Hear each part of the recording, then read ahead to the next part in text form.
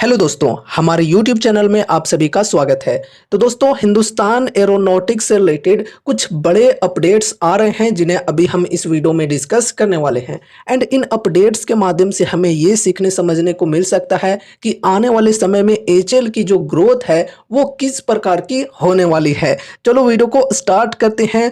First update को यहाँ पर डिस्कस करते हैं जो कि है तेजस मार्क 1A की डिलीवरी को लेकर। देखो, Tejas mark 1A certification nearing completion.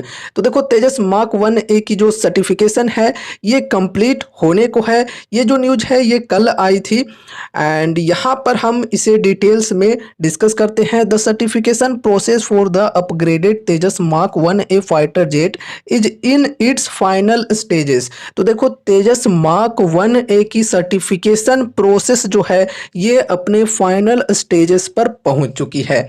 According to the latest update, the crucial milestone is expected to be achieved within the next month। तो ये जो crucial milestone है ये अचीव हो सकती है within the next month। Once certified, Hindustan Aeronautics Limited can resume deliveries of the advanced fighter jets to the Indian Air Force। तो एक बार जब ये सर्टिफाइड हो जाती है तो फिर HAL जो है ये इंडियन एयरफोर्स को मार्क 1A की डिलीवरीज दे सकती है, डिलीवरीज को रिज्यूम कर सकती है। चलो, बहुत ही अच्छी न्यूज आ रही है यहाँ पर।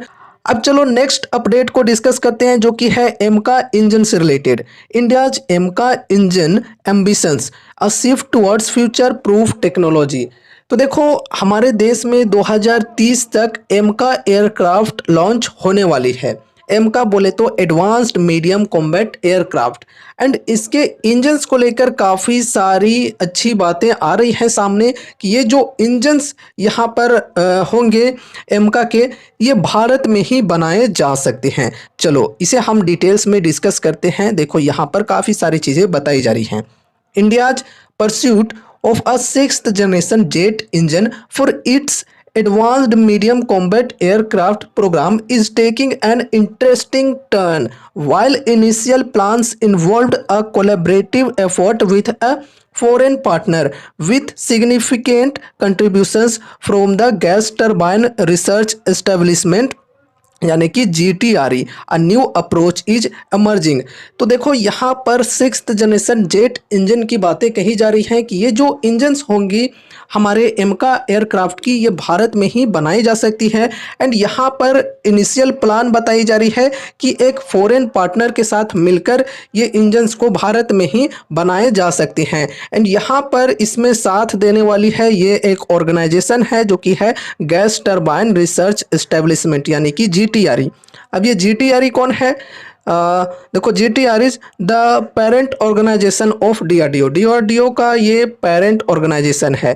Is now prioritising the development of a future proof engine concept.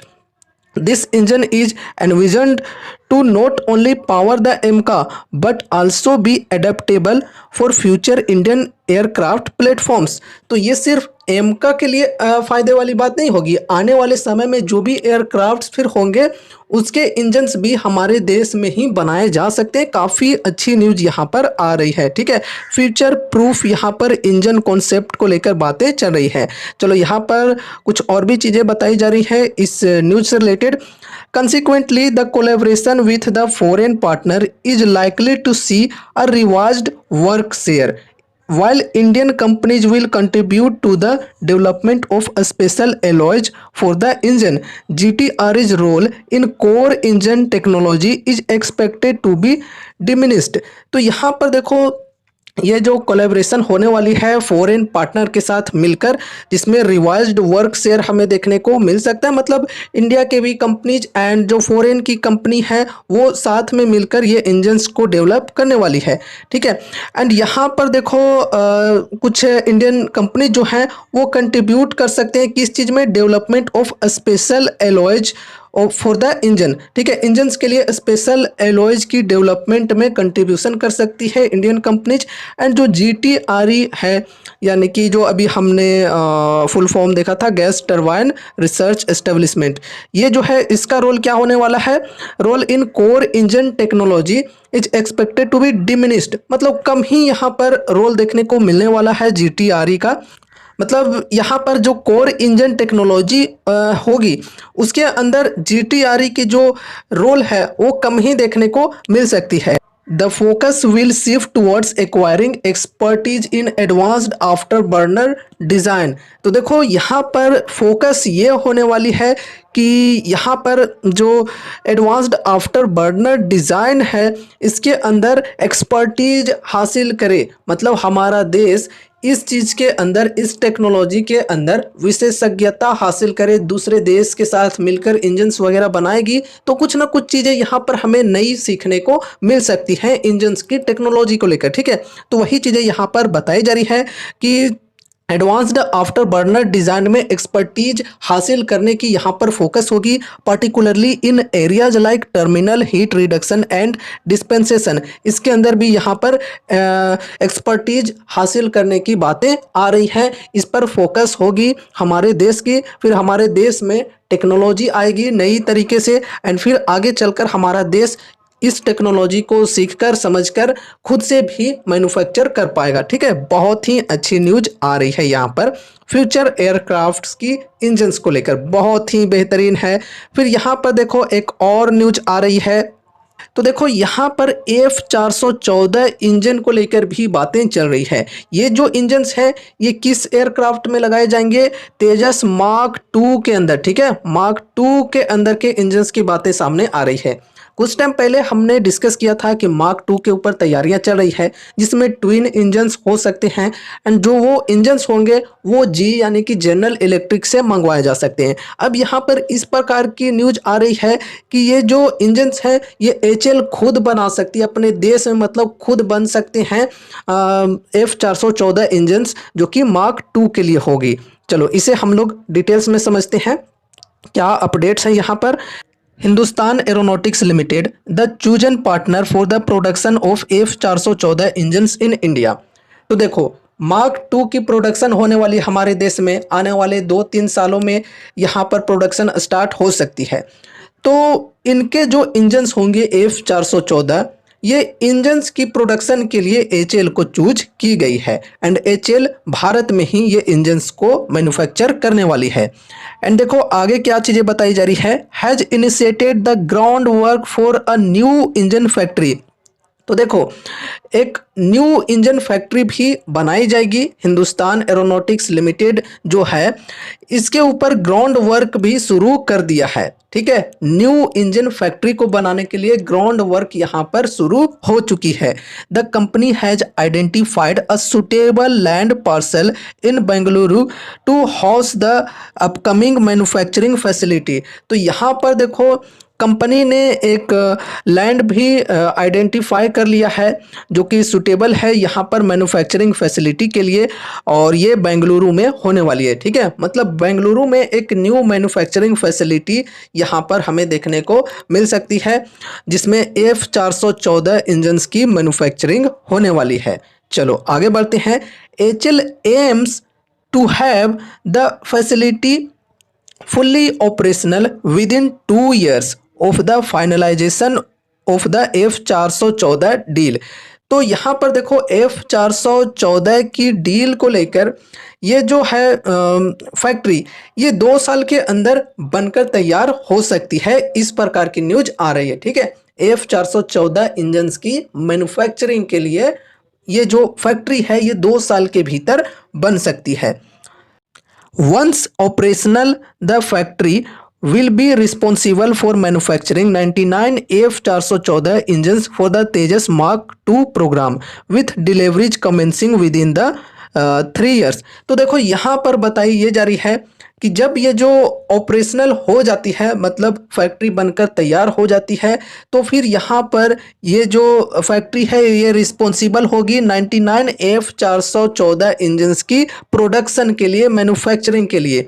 And यहाँ पर मैन्युफैक्चरिंग होने वाली है तेजस मार्क 2 के इंजन्स की।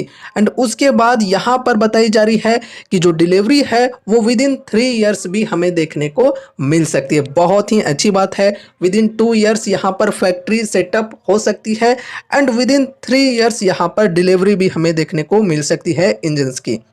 एंड उसके बाद देखो यहाँ पर आगे बताई जा रही है concurrent efforts are under way to secure the necessary environmental and pollution clearances for the project. तो यहाँ पर एनवायरमेंटल एंड पोल्यूशन क्लियरेंसेज से रिलेटेड जो नेसेसरी अप्रूवल लेने होते हैं उसके लिए ये जो कंपनी है फिलहाल काम कर रही है, मंजूरी यहाँ पर लेने की कोशिश कर रही है। ठीक है, ये फैक्ट्री को सेटअप करेगी। तो कहीं ना कहीं फैक्ट्रीज वगैरह जब सेटअप होते हैं तो इन्वायरमेंटल इशूज थोड़ी बहुत होती हैं, पोल्यूशन से रिलेटेड प्रॉब्लम्स होती हैं, तो उसको लेकर यहाँ पर पहले मंजूरी लेने की कोशिशें की जा रही हैं। ठीक है, HL aims to operationalize the factory within a 2-year time frame from the date of contract signing।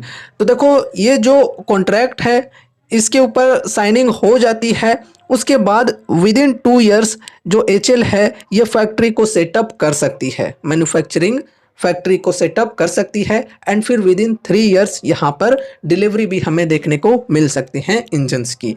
तो ये कुछ न्यूज आ रही हैं, काफ़ी सारे इंपॉर्टेंट अपडेट्स को अभी हमने इस वीडियो में डिस्कस किया। First of all Tejas mark 1 ए को लेकर यहाँ पर जो अपडेट आ रही है उसे हमने डिस्कस किया, फिर एम का इंजन्स, मार्क 2 के इंजन्स को लेकर डिस्कशन किया है।